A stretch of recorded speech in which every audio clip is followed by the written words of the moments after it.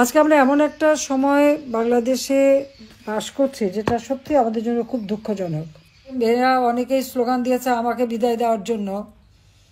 আমার বিদায়ের পরে আজকে বাংলাদেশে কি অবস্থাটা আপনারা দেখেন। আজকে মেয়েদের সম্মান নাই। মাইকিং করে বলা হয় মেয়েরা বাজারে যেতে পারবে না।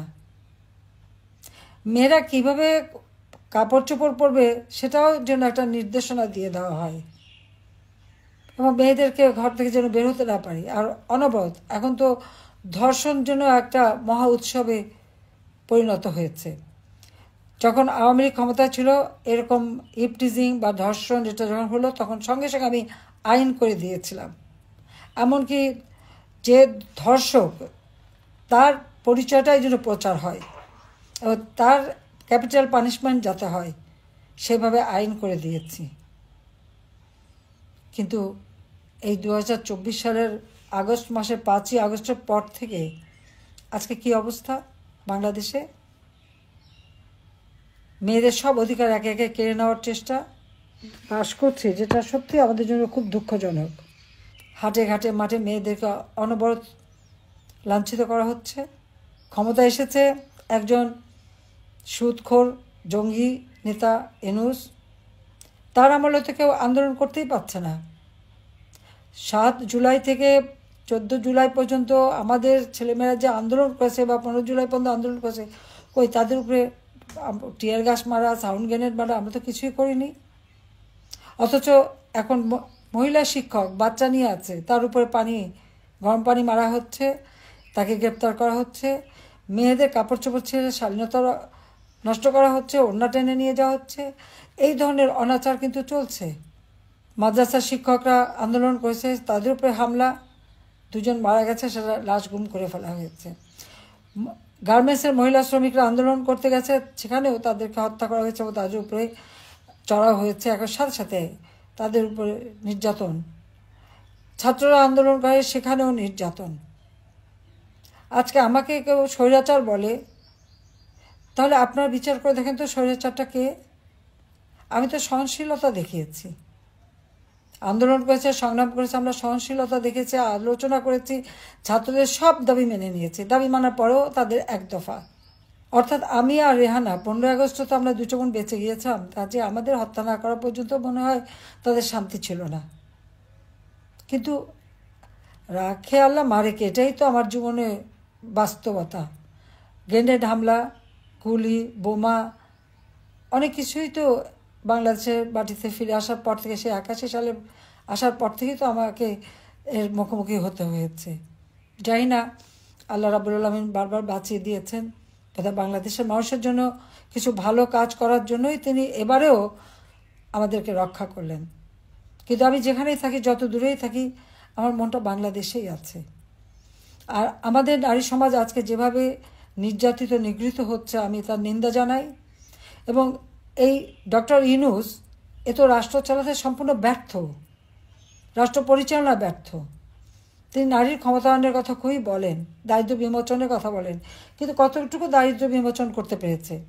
আজকে বাংলাদেশে যে দারিদ্র্য বিমোচন হয়েছে, সেই 41 ভাগ থেকে 18 ভাগে নামিয়ে আনা, সেটা কে এনেছে?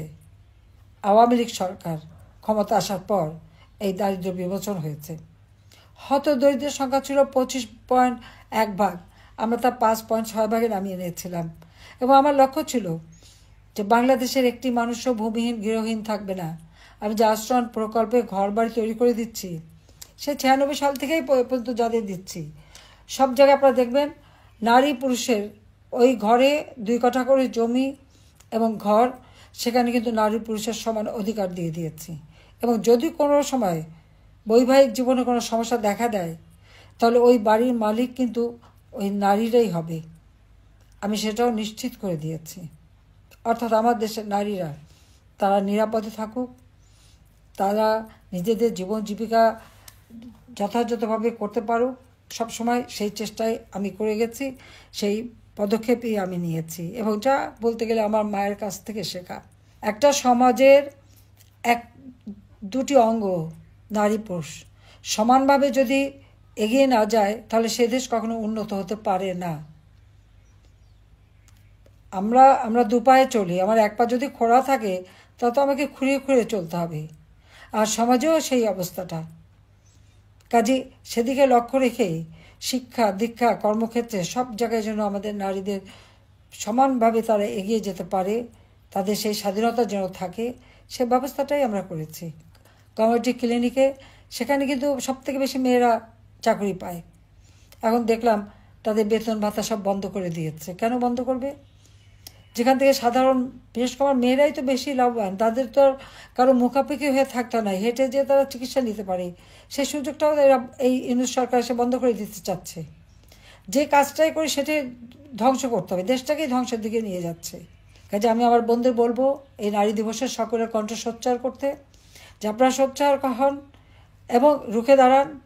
এই অন্যায় অবিচারের হাত থেকে দেশকে মুক্ত করতে হবে, জাতিকে মুক্ত করতে হবে। যে লোকটা শুধু ক্ষুদ্র ঋণ দিয়ে মোটা অঙ্কের সুদ খেতে জানে, মেয়েরা কাজ করবে আর সেই টাকাটা সে সুদ হিসেবে কেড়ে নেবে, আর সেই সুদের টাকা দিয়ে তার বিলাসিতা, দেশে বিদেশে সম্পদ, পৃথিবীতে এমন কোনো দেশ নাই যেখানে তার সম্পদ না আছে। আর শুধু দেশে তার সম্পদ অগাধ সম্পদ, আর দরিদ্রই থেকে যায়। আর এদের কাজটা কি? এরা দারিদ্র্যকে লালন পালন করে, কারণ দারিদ্র্য না থাকলে তাদের ক্ষুদ্র ঋণের ব্যবসা চলবে না, মোটা অঙ্কের সুদ খেতে পারবে না। আর আমার প্রচেষ্টা ছিল আমার দেশের মানুষ এবং মা বোনেরা মুখাপেক্ষি হবে না, নিজেরা কাজ করবে, নিজেরা উপার্জন করবে, নিজের জীবন মান উন্নত করবে, এবং সেভাবে কিন্তু দেশটা উন্নত আমরা করেছিলাম। বাংলাদেশ বিশ্বে একটা উন্নয়নের রোল মডেল হিসেবেই কিন্তু প্রতিষ্ঠিত হয়েছিল। আজকে সমস্ত অর্জনগুলি একে একে ধ্বংস করে দিচ্ছে। বাংলাদেশ এখন ধ্বংসের কিনারে। জঙ্গি যত সন্ত্রাসী, তাদেরকে জেলখানা থেকে মুক্ত করা হয়েছে। আর আমাদের আওয়ামী লীগ নেতাকর্মী, সাংবাদিক, সংখ্যালঘু সম্প্রদায়, ডাক্তার, কেউ বাদ যাচ্ছে না, পেশাজীবী, তাদেরকে গ্রেপ্তার করে বন্দি, হত্যা করে, একদিকে হত্যা করছে, একদিকে মামলা দিচ্ছে, একদিকে বন্দি করছে। এমনকি আমাদের নারী সাংবাদিক, তারাও তো রেহাই পাচ্ছে না, তাদেরকেও গ্রেপ্তার করা, তাদের বিরুদ্ধে মামলা।